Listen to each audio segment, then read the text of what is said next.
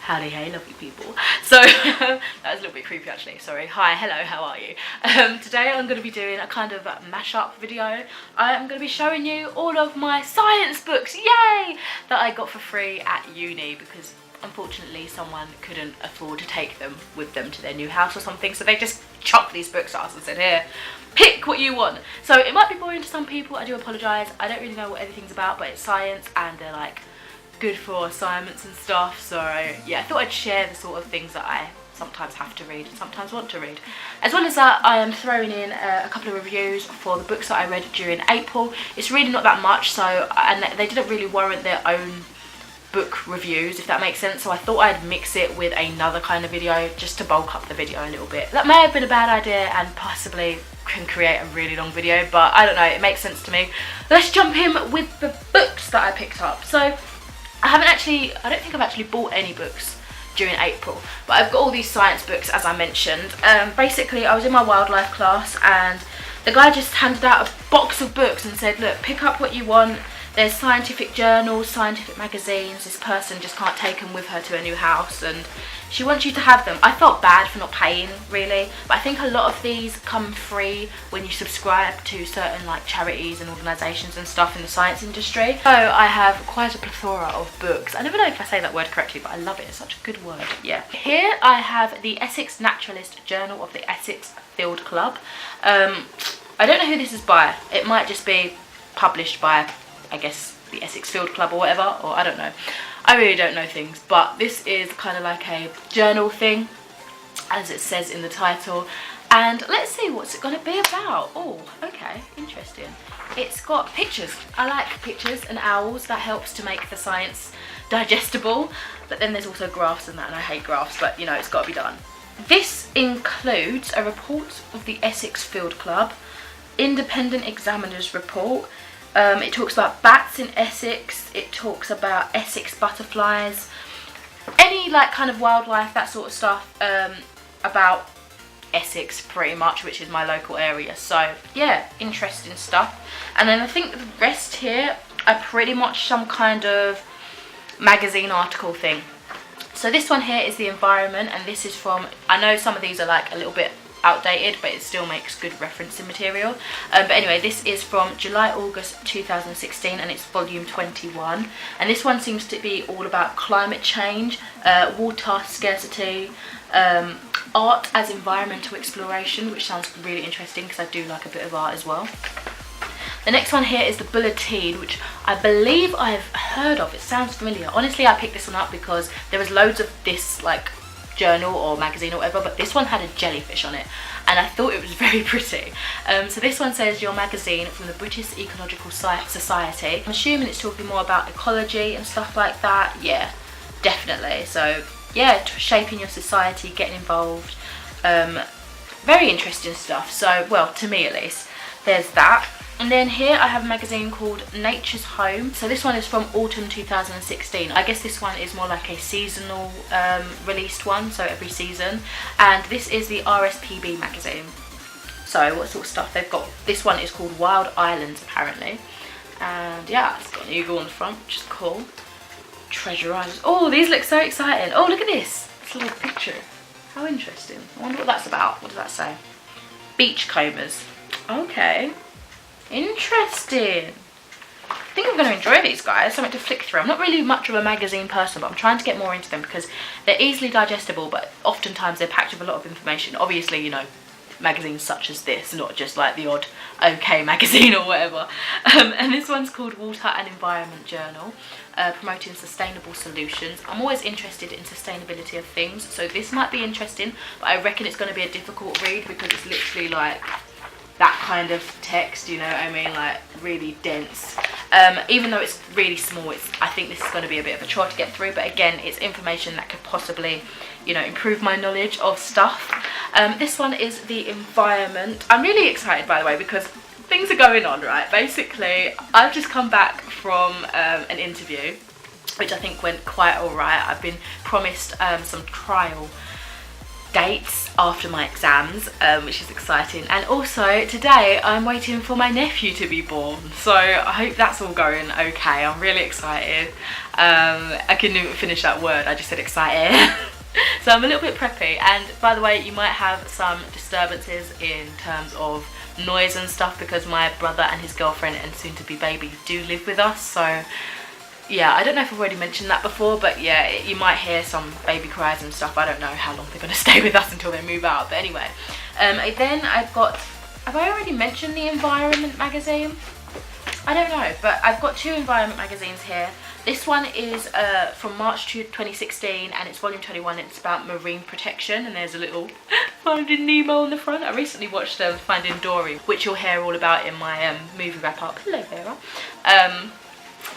Yeah, and that was great fun, but I don't know. Yeah, anyway, and the other one here is Climate Change, a special edition from April 2016, and it's volume 21. And it's got a polar bear, and that's a big, you know, kind of I'd say, it sounds terrible, but I'd say the polar bear is kind of like a mascot for climate change, because you can just see how bad, like, the ice breaking up and stuff it's terrible.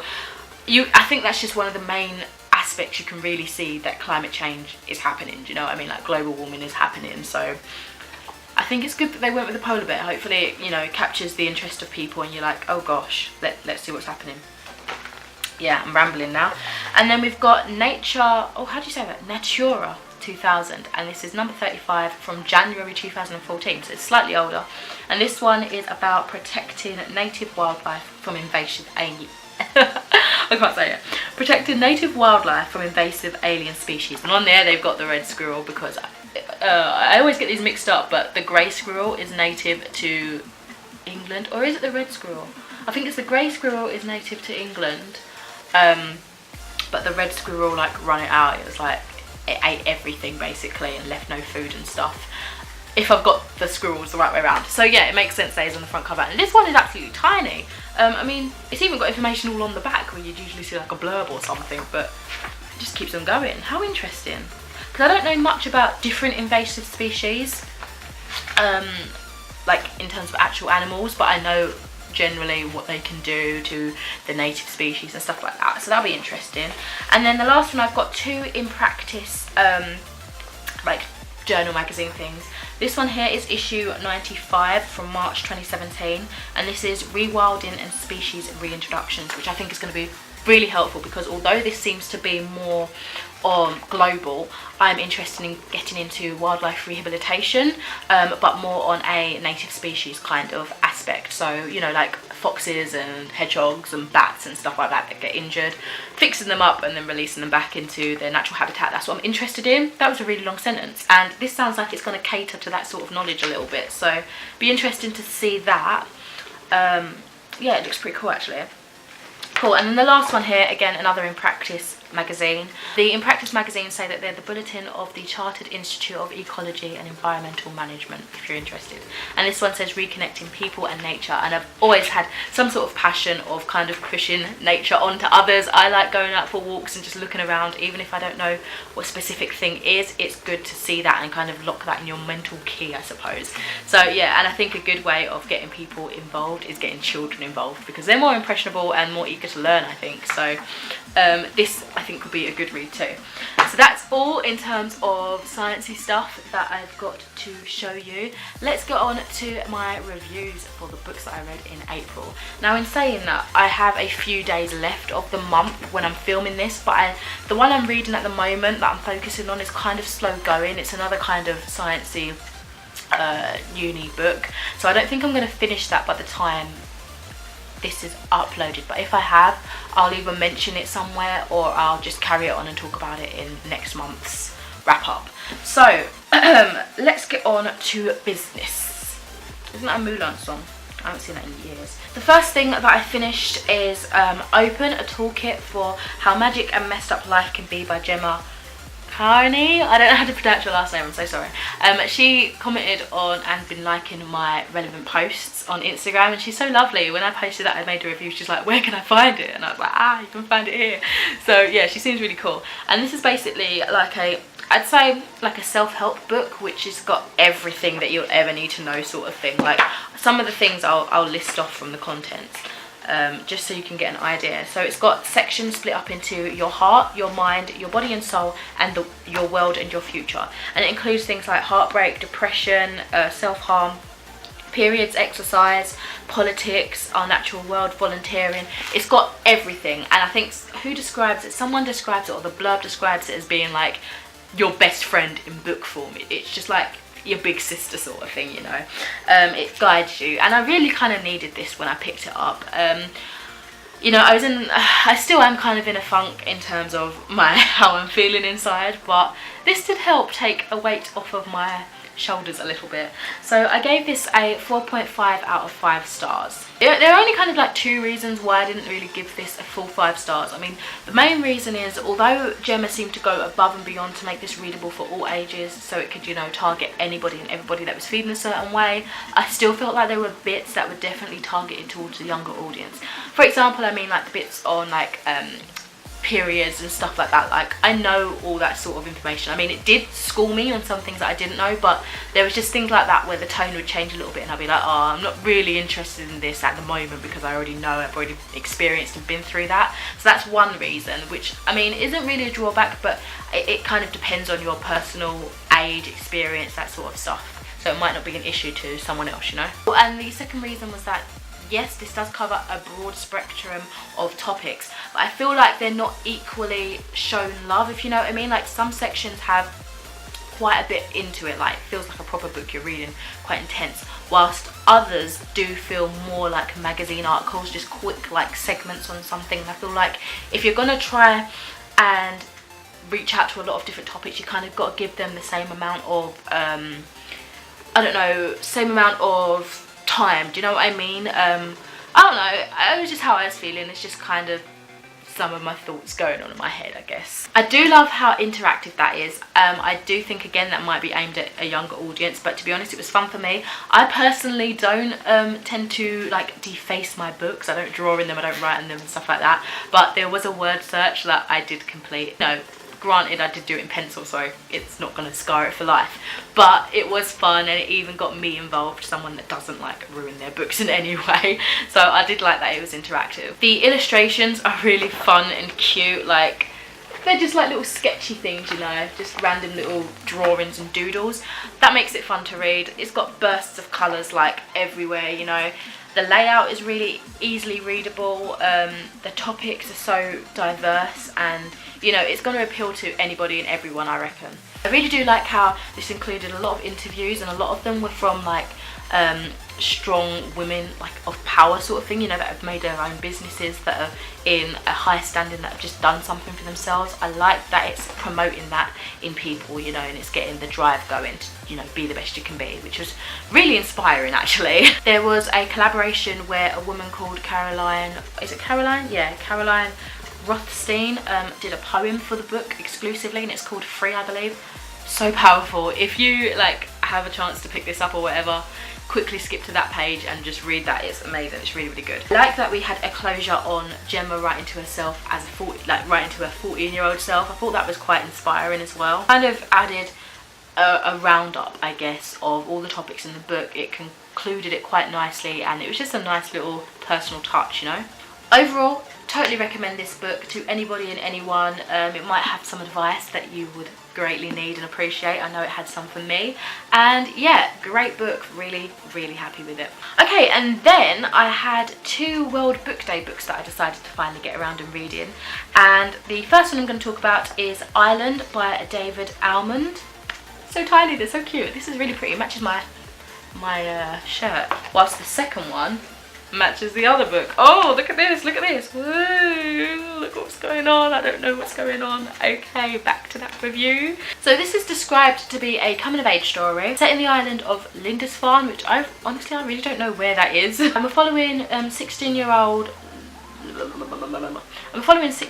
Louise as she travels to this Lindisfarne place with her dad every year. She's noticing now, as she grows up, at this particular time, things are changing, and you know, things are happening that's out of her control. She might not like it, and I don't know, it's just growing her up. She also meets a boy from Syria who kind of fascinates her but scares her because she really doesn't know too much about him, and there's a lot of kind of hints and chats about the politics and stuff that are going on. I really did like this book. I gave it a 4 stars. I feel like it gave us a lot of powerful information about terrorism and how it affects the people that are blamed for it and that are completely innocent. It definitely focused on that aspect rather than people that have been, what's the word, like terrorized, I guess. It's more about the people that are being collected as one and blamed, you know, for the acts of a few selfish, horrible people, you know.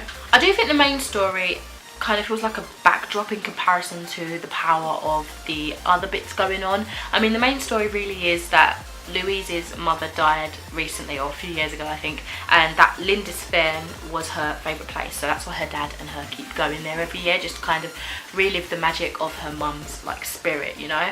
That actually, although it was beautiful, it was not as an intense storyline as the rest of what was going on, I think. Being such a small book and usually aimed at children, I mean this one's 12 plus, but you know, a young audience, I just wasn't expecting it to be as well written as it was. And I think that I didn't really realise that it was the author of Skellig, which I read, I think secondary school sometime, and I've been meaning to read it again. That's just clearly why. It's so awesome. It's just got that powerful author there, you know, so really impressed with the type of writing that I received. Oh my god, I'm sitting down here for too long and my legs are dying. Oh my god, that hurts. Okay. I've just crossed them the other way. I don't think it's helping at all. The book was written quite lyrically, and there were a lot of powerful quotes, especially from Hassan, who is the boy from Syria that Louise meets. I think the fact that he had the most powerful things to say was even more beautiful because he didn't really speak very much, but when he did, it was just such a wonderful reflection on life, and it was almost like it was in riddles. It was just really beautiful. I will say the reason why it didn't get a 5 stars is because I struggled to kind of figure out where Louise herself was from. I didn't really understand the lingo at first, and I just couldn't figure out where she was from, so that gave me an air of confusion. And also I did have just a general layer of confusion that kind of mainly dissipated, is that how you say it? I don't know, near the end, but it still kind of clouded my overall thoughts. So those are kind of like the reasons why it didn't get a complete 5 stars. That and the fact that it was just too short. I wanted more. It left me just wanting to know everything else that happened afterwards, before, even during, to an extent. Like, can you just flesh it out even more? I need more. But in saying that, it was quite a beautiful length. It was really awesome. So yeah, really important themes in this, regardless of how short it was. I think a lot of people would enjoy this. So that's my review for The Island by David Almond. And on to the last book. I'm getting all weird now. I've just been sitting for too long and I'm hungry and I'm thirsty. Wow, wow, wow. Anyway, I have read my first David Walliams book, which is Blob. Literally, this is the story of how a boy called Bob meets a blobfish called Blob. That is such a mouthful to say, like, oh god. I gave this a 4 stars as well, and I really loved the humour in it. It was honestly just a cute, funny book with some important, like, morals to it, I guess. Like that the book tried to normalise people's differences and say, you know, don't laugh at each other. We should embrace how different we look. It makes us unique, and, you know, love yourself, basically. That was, I think, the main important theme that was kind of brought to us quite a lot in this little book. I mean, it was a major bonus that it was centered around a zoo because, I mean, come on, I love animals, so that helped a little bit, and it also helped to deliver the other message of not to be cruel to animals, which was great, but it did it in a funny, light-hearted way that I think a child would still understand, you know? At the end of it, it's got like a little glossary that informs you the actual facts of the animals, because obviously some of these creatures just sound a little bit outlandish that you don't think they're real, and some of the things that they're doing in the story they wouldn't be able to do naturally. So it was cool to see that, you know, it is all fun and games, but you're still educating a child, because this is definitely a book aimed at a young kid, you know? I think the reason I didn't give this the complete 5 stars is because, I don't know, I find it hard to really love a simple children's book, you know. I find it difficult to completely give it a 5 stars. I don't know why. Maybe that's just my mentality. But also, I had a little bit of issues with the bullying in here, because it seemed to be that the way people got rid of the bullying is by making fun of themselves to get others to laugh with them rather than at them. But still, it's at your own expense, isn't it? So surely it's not really completely getting rid of the bullying, but I don't know, I might be just looking too much into this.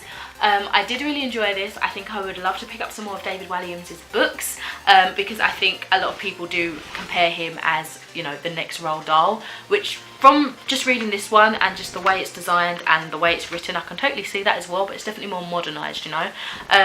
So yeah, I just really want to check out more of his books. I thought this was a nice way to venture into that. So that is it for this video. It did end up being kind of long, so I do apologise for that. I hope you've enjoyed at least one aspect of this strange video, and yeah, let me know what you've been reading and buying in terms of books during April, and I'll speak to you in another video soon. Bye!